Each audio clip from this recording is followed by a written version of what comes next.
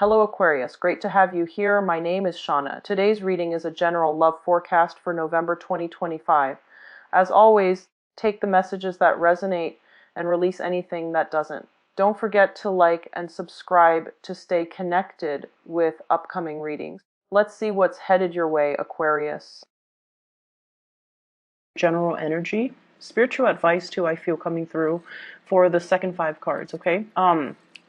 This is your energy here. We have the world, and this is a state of completion. Something has just kind of culminated and decided upon, and sort of like a new direction is taking place in your own life. When you are vibrating at the frequency of a major arcana card, it means that a lot of good things are, I feel like you're attracting a lot of good things into your life, okay? And we're not just talking love relationships, because, you know, those things are nice, but I feel like it's a major arcana card. So it deals a lot more with dreams, goals, aspirations, the ending of a cycle so that you can begin something brand new with a lot of hope and a lot of prosperity. And I feel like there's a lot of things happening in your own life where you're trying to kind of like change the direction of your life. You're also trying as well to let go of past patterns, past way of doings, and things like that from your past so that you can move on to this next phase in your life unencumbered and free and a lot more, I want to say, like self-aware. And when you're at this frequency, I feel like, you know, you're naturally also going to attract a lot of people. You're also going to attract a lot of attention and quite possibly a lot of envy. So it's good to keep your ideas close to your chest. If you're implementing some major moves, there are always going to be naysayers talking you out of it, or they're going to rain on your parade, or they're going to, you know, rather than be really happy and hopeful for you, I feel like there's a little bit of envy coming through. And the reason I say that here is I have the Nine of Wands, and the Nine of Wands is a state of being where somebody that you're dealing with is very trepidatious. And the Nine of Wands is like someone who has been wounded, who's in a state in their own life where they feel kind of, I'm hearing despair and kind of helpless. And they're seeing all of these major, big things happening for you. And I feel like they feel almost like they can't compare. They feel like they're not good enough. And once again, this energy of insecurity coming through from partners, that has, you know, I talked about that. So if you're in a partnership, somebody feels like they don't measure up and they're trying to step up their game, but it feels like they're weighed down with a lot of other things that they're trying to sort through. And they feel like they can't really give you what you want, what you need from them, or they feel like they don't really measure up. They feel inadequate in your presence. Okay, and I feel like for some of you, this is a partner, somebody that works really hard. So they're not a lazy person, and I feel like Aquarius, you don't like frivolous, lazy, self-entitled types of people. This is a person that is very hardworking. They work and work and work at things until they can no longer exert any more energy, until it's broken. So their mentality is work hard at it and everything will, you know, flow their way. But, you know, sometimes things aren't meant to be. So no matter how much work and effort we put into it, it's not going to yield the result that we're looking for. So you're dealing with somebody like this. Very stuck in their own lives, feeling a little bit inadequate in your presence, wanting to make an offer and seeing all the prosperity and the love and the attractiveness and everything else that you bring to the table. And they feel like they don't really measure up. So they're in a state of indecisiveness. On the one hand, they really want to make that communion with you, that contact, that, you know, solidify a relationship. But on the other hand, they just feel as if they're not worthy, almost like they feel like they're not good enough, and they feel very trepidatious. And they also feel like, how is this going to work out? So there's some blockages, I feel, between you and a significant other, or if it's you and a crush, I definitely feel like the mutual energy is there where they're very, very attracted to you. They're looking at you. And we have the world here and the world in the palm of his hand. So it's almost like you have the world in the palm of your hands. You have this person's attention and they see you like this. They see you as the world. They see you as someone who is very beautiful, exotic, prosperous, and you have a lot of things going on for yourself. And so they're also like, why would the Aquarius person look at me? So for those of you dealing with a crush, it's almost like they're intimidated by your energy. And they wish they could, they really admire you. And they wish they could kind of like be on your level. But they've got a lot of baggage here that they're not able to free themselves from. Okay? For those dealing with a fire sign, Sagittarius, Aries, or Leo, I see this being very prevalent where there's a lot of attraction, them to you. And, you like them, but you also have a lot of other things on your mind. So it's not like you're contemplating and thinking about them 24/7. They might be the one that's really stuck and really want to reach out and really want to solidify some type of a relationship with you, but they feel a little bit inadequate. And then on the other front, I have two other people. For those of you dealing with a water sign, Pisces, Cancer, Scorpio.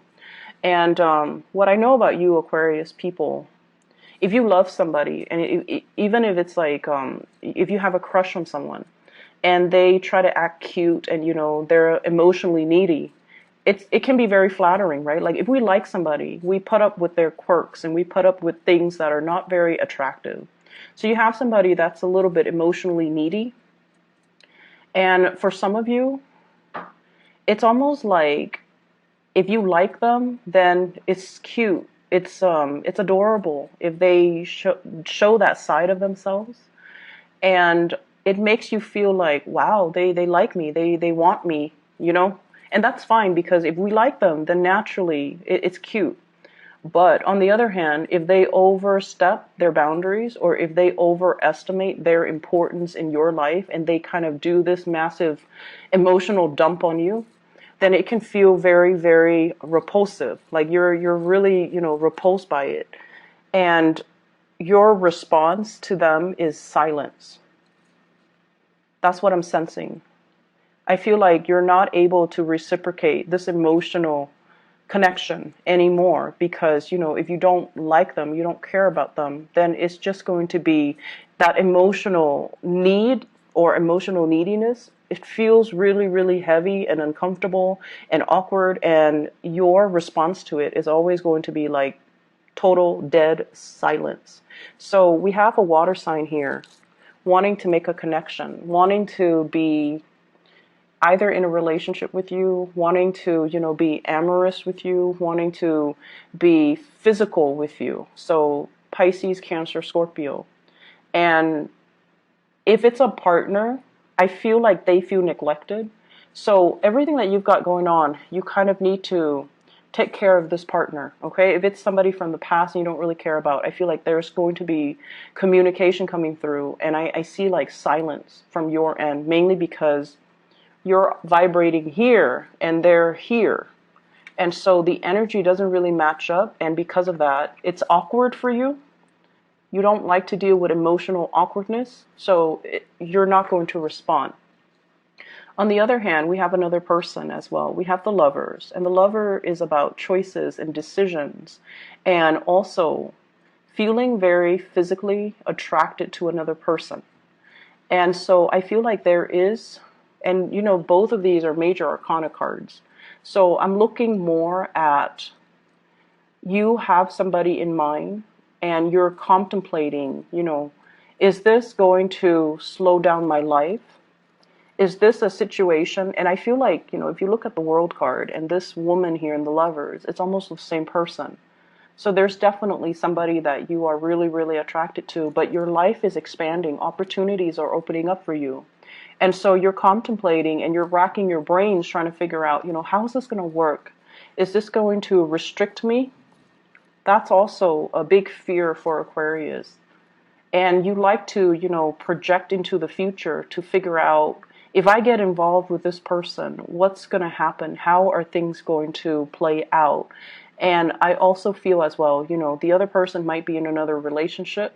And you don't want to be the one that gets into messy entanglements because emotional messiness, that can also be like a major, major deal breaker for Aquarius. And so I feel like, you want a connection really, really badly, but you don't want it to curb your independence. And you can't for the life of you figure out how this person is going to fit into your future, into the greater scheme of things, into your plans for your own future. So it's a major tug of war. Emotionally, you want this, but then emotionally you also want the independence. So the physical connection is really strong, the chemistry, the sexual passion, and the way you feel about the other person, it's a really strong energy. But how is it going to fit into your bigger plans?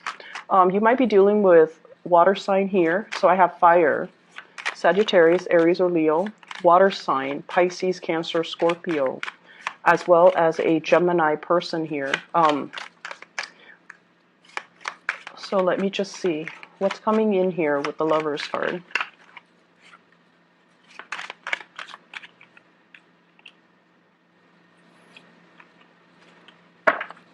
So we have here the Eight of Cups, and the Eight of Cups is emotionally moving on from one person. So you have emotionally moved on from somebody from your past. You're now free, possibly very, very single. And you're seeing a new relationship here with the Lovers, which is a relationship that is very karmic. So this card, when it shows up in a love reading, is a very, very good card, where it shows a lot of caring, roughing things out, riding things out through thick and thin, wanting to be with another person because you want to alleviate their problems. You want to help them. They want to help you. And there's also a lot of risk associated with this card, because I pulled it out here for the Lovers. Feeling as if we get into this connection, emotionally, am I going to be fulfilled? And then also financially, how is this going to play out? So there are a lot of things that you're considering when it comes to a big, big relationship in your life. So I see fire sign, water sign, as well as a Gemini person that's in the picture here. And I'm also sensing as well, if you're dealing with a water sign, Pisces, Cancer, Scorpio, they might be, reaching out to you, or they might be wanting to have a physical connection, or even some type of a soul spiritual connection. But I feel as if you have moved away from it and you're moving into something that you feel is karmically better for you, or you feel like it's a very, very strong karmic tie.